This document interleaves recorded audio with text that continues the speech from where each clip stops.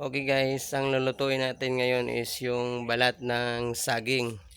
Kasi may nakita tayo sa Facebook na niluluto yung balat ng saging. Pwede pala yun. Sige, subukan natin guys. Kukuha tayo dito ng saging dito tapat sa tapat na yung bahay guys. Samahan nyo ako guys.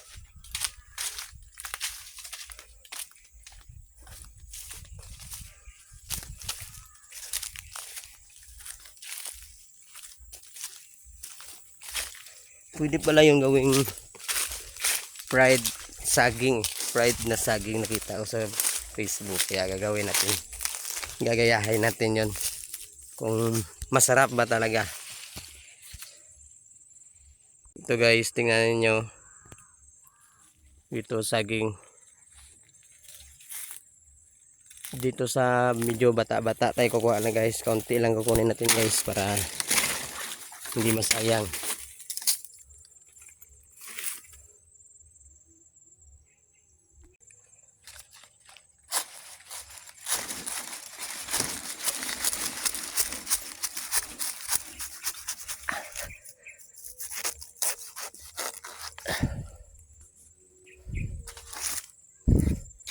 Eto na guys, subukan natin.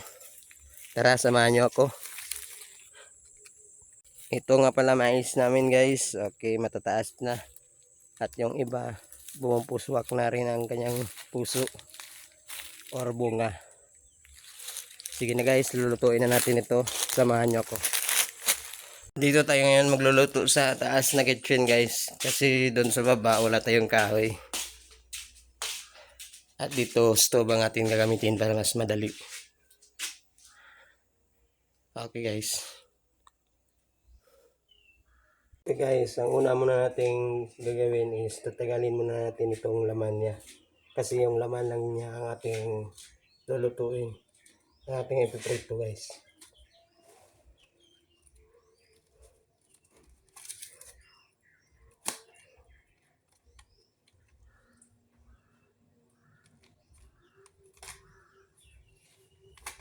Hindi ko alam guys na pwede pala itong kainin.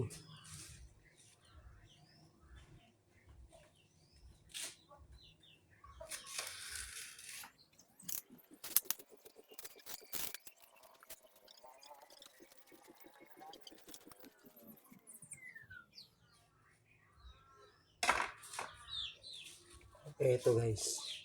Ito lang ating lulutuin. Ngayon guys, sigurado hindi na tayo mawawala ng ulam kasi pati balat ng saging pwede na pala natin kainin.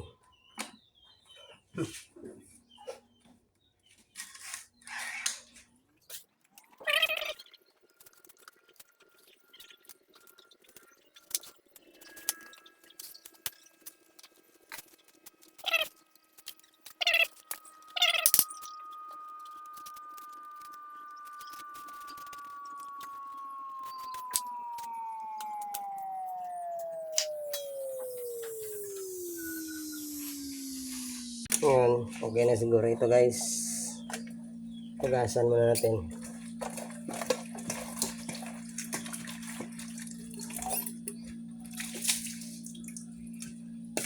Tapos slice natin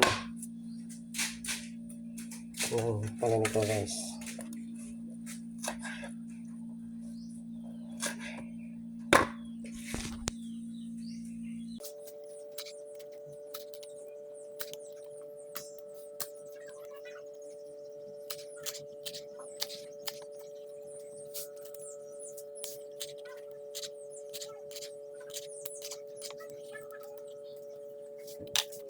Bakit guys, ibababad muna natin siya sa asin.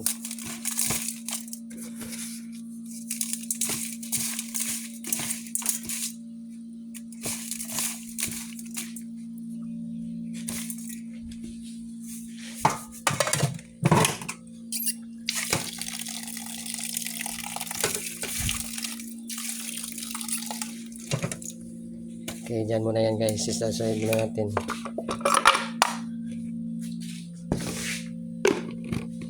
Ngayon na natin ang ating balat ng saging dito sa ating minix na cornstarch at harina.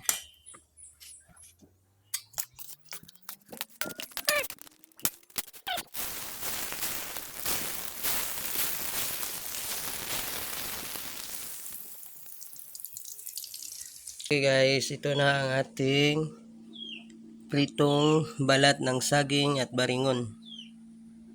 Ready na guys sa pati kanyang sasawan. Okay guys, itsura pa lang niya mukhang masarap na.